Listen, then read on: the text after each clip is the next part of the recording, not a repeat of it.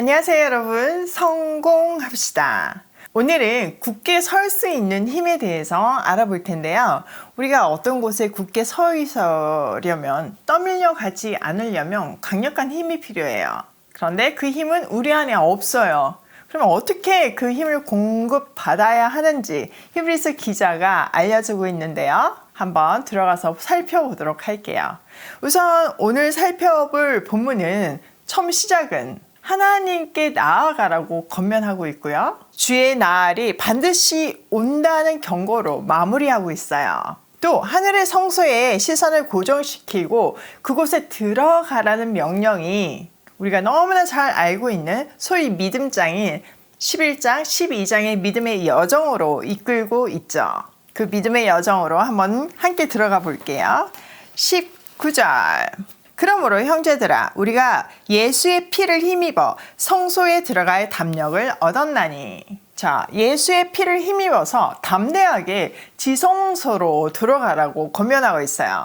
여러분, 우리는 그런가 보다 그렇지만 당시 1세기 성도들에게는요, 이거는 혁명을 넘어서 엄청난 말이었어요. 그들의 삶의 중심은 제사와 예배였죠. 특히 제사에는 제물과 제사장이 꼭 필요했어요. 자기 스스로 제사를 드릴 수가 없어요. 게다가 지성소는요, 아무나 들어갈 수 있는 것이 아니라 대제사장만 들어갈 수 있는데 그것도 1년에 한 번 들어갈 수 있어요. 또 그 대제사장이 정결 예법을 제대로 하지 않고 죄가 있을 경우에는요, 그 안에서 즉사할 수 있었어요. 그런데 만약에 대제사장이 그 안에서 죽었다고 해도 누가 들어갈 수가 없잖아요. 오죽하면 몸에 끈을 달아서 들어갔겠어요. 그런 지성소에 지금 이제 너희들이 친히 가라, 이렇게 말하고 있으니까 이게 얼마나 엄청난 말인가요? 자, 20절. 그 길은 우리를 위하여 휘장 가운데서 열어놓으신 새로운 살길이요 휘장은 곧 그의 육체니라. 이 엄청난 일이 가능한 것은 예수의 피 때문에 가능해요. 예수가 그의 피로서 그 휘장을 찢고 새롭고 산 길을 열어주셨기 때문이죠. 마태복음에 보면 예수님이 십자가에 죽으실 때 지성소 앞에 드리워졌던 그 휘장이 위에서부터 아래로 찢어지잖아요. 십자가에서 예수 그리스도께서 그의 몸이 찢어질 때 그 육체를 상징하는 휘장 또한 찢어진 거예요. 그 결과 우리에게 새롭고 산 길이 열린 거죠. 당시 로마도요, 길을 닦았어요. 그 길은 전쟁을 위한 길이죠. 그렇게 세워진 그 새로운 도로는요, 당연히 황제의 이름이 새겨진 비문이 세워졌고 황제에게 바쳐졌어요. 그런데 큰 대제사장인 그리스도는 그 새로운 길을 자신이 아닌 우리를 위해서 바쳤다고 말하고 있어요. 그러니 이 당시 사람들에게 이 새롭고 산 길은 좀 우리와는 다르게 깊은 감동이 있는 말이었을 거예요. 자, 21절. 또 하나님의 집을 다스리는 큰 제사장이 계시매. 자, 이렇게 당시 청중들은요, 대제사장의 개념이 분명하게 있었어요. 그 개념을 이용해서 우리에게는 그 하나님의 집을 다스리는 위대한 대제사장이 있다고 소개하고 있어요. 대제사장의 역할은 뭔가요? 네, 죄인과 하나님의 관계를 중재하는 역할을 했어요. 화해하는 역할을 했죠. 이제는 스스로를 위해 속죄를 하거나 아니면 죽음으로 인해서 한계를 가진 그런 대제사장, 인간 대제사장이 아니라 하나님의 집에 속해서 하나님께 온전히 나아가는 데 필요한 속죄, 정결, 성화 이런 것들을 그리스도께서 제공한다고 말하고 있는 거예요. 자, 22절. 우리가 마음의 뿌림을 받아 악한 양심으로부터 벗어나고 몸은 맑은 물로 씻음을 받았으니 참 마음과 온전한 믿음으로 하나님께 나아가자. 확고한 믿음을 가지고 참된 마음을 가지고 하나님께 나아가라고 권면하고 있어요. 하나님께 나아갈 때 필요한 정결함은 예수의 피로 가능하대요. 자, 23절.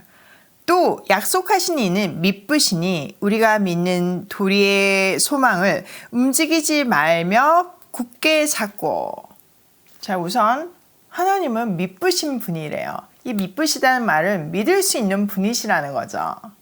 그 믿을 수 있는 분이 소망을 주셨기 때문에 그 소망을 흔들리지 말고 굳게 붙들고 있으라고 말하고 있어요. 자, 24절. 서로 돌아보아 사랑과 선행을 격려하며 모이기를 패하는 어떤 사람들의 습관과 같이 하지 말고 오직 권하여 그날이 가까움을 볼수록 더욱 그리하자. 자, 이제는 하늘 성소에 상응하는 교회 공동체 안에서 사랑과 선행을 행하며 신앙 고백을 붙들라고 명령하고 있어요. 자, 그 소망을 굳게 붙든다는 말은 하나님의 약속을 믿는다는 말이잖아요. 약속하신 분이 너무나 신실하고 미쁘시기 때문에 흔들리지 말라고 앞에서 말했어요.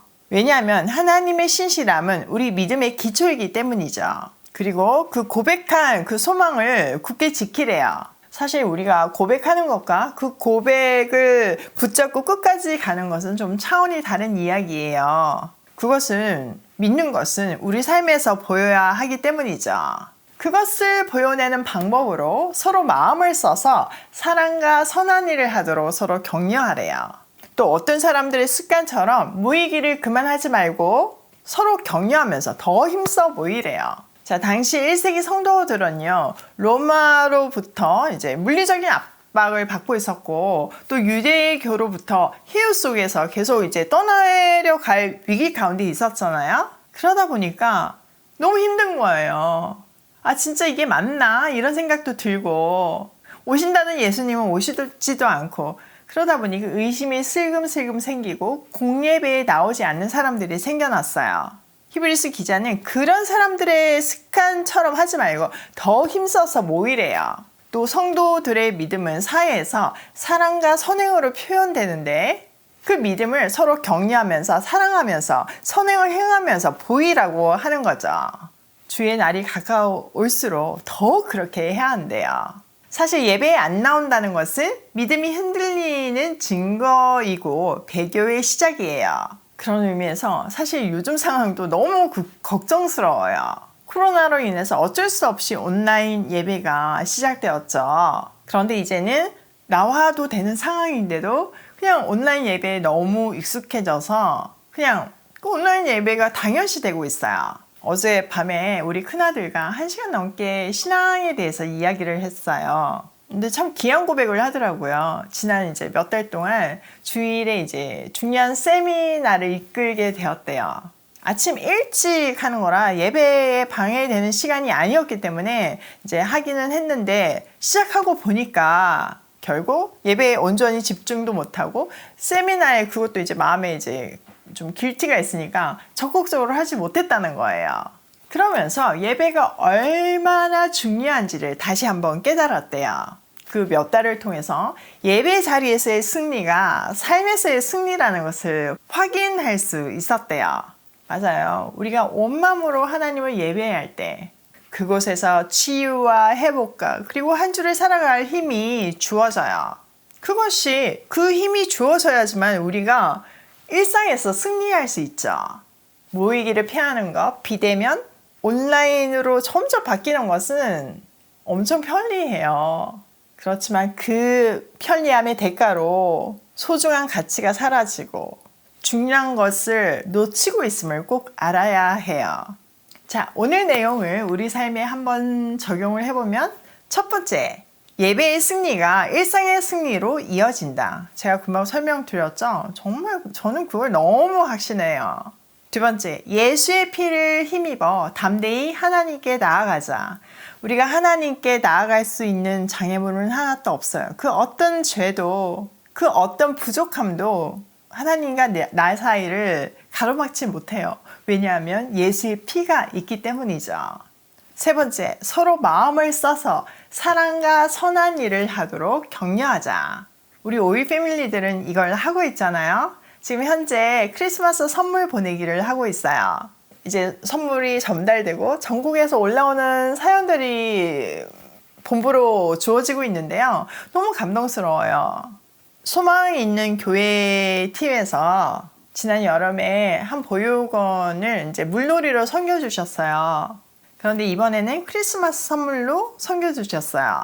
네, 아이들이 많잖아요. 그래서 이제 아이들에게 카드를 쓰다 보니까 실수로 2장씩 받은 아이들이 생겼대요. 그런데 놀랍게도 그 아이들이 유난히 힘든 상황 속에 있던 아이들이라는 거예요. 한 아이는 이제 막 갓 보육원에 와서 적응을 잘 못하고, 또 어떤 아이는 이제 자매가 같이 왔는데 나중에 아버지랑 함께 살겠다고 진짜 용돈을 하나도 쓰지 않고 모으고 있대요.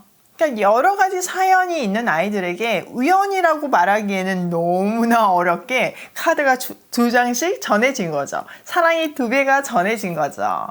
보육원 담당 선생님이 이제 전달하신 오이 패밀리랑 통화를 하시면서 서로 함께 감격해서 우셨대요. 정말 놀랍지 않나요?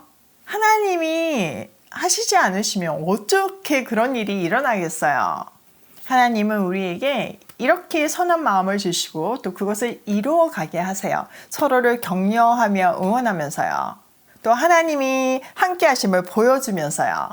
우리도 하나님이 하시는 일을 보면서 서로 힘을 얻고 하나님의 살아계심을 보고 있지만 세상도 우리의 사랑과 선행을 통해서 하나님을 볼 수밖에 없어요. 그렇기 때문에 우리는 서로 격려하면서 사랑과 선행을 행해야 하는 거죠. 보육원에 선물을 보내는 거, 이거 별거 아닌 것 같지만요. 그 별거 아닌 일이, 그 조그만 정성이, 그 조그만 돈이 하나님 손에서는 생명을 살리고 살 소망을 주고 사랑받고 있음을 느끼게 하는 위대한 일이 될 수 있어요. 아직 참여 안 하신 분들은 하나님께서 감동을 주시면 참여해 주시고, 또 우리가 준비한 이 선물이 물질이 아니라 하나님의 사랑으로 전달될 수 있도록 중보해 주세요. 오늘도 예배의 승리가 일상의 승리로 이어지길 소망하며 고고싱해요.